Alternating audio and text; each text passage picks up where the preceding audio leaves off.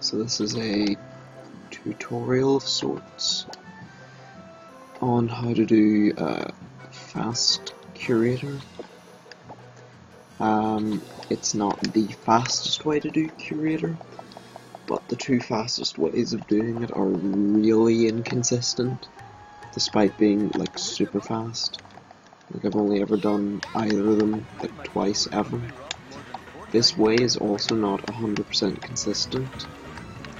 It's just more here to give you a better chance of getting a pretty fast Curator. So you'll just come down here as normal. It really doesn't matter how fast you go. Then you cut in here and slow down, and then you're going to want to keep spamming the look backwards thing to despawn the cars in front of you. It's really helpful. And then whenever you go into this headlong collision with the Curator, you want to keep holding forward and let him kind of push you out of the way. It puts you in a far better position to actually follow him and do more damage. So you keep holding forward until he starts to go back or tries to push you out of the way. Then you'll come across here, and then you'll try and push him in there. And then it's more or less like the normal way. And there you go.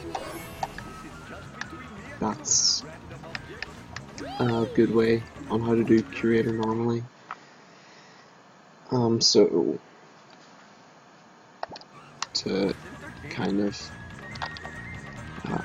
go back on that, so you will go up wherever you're coming down the main road, scoot into the right, slow down, keep spamming the look backwards to despawn the cars, do a headlong collision with Curator, keep holding forward until either he reverses. In that case, you turn to the, well, you'll hold your control stick to the left and start reversing. Or no, you'll hold your control stick to the right and start reversing so that you get a more horizontal angle on him. Or he starts pushing you out of the way, and if he does that, you'll just try and adjust yourself to that sideways position.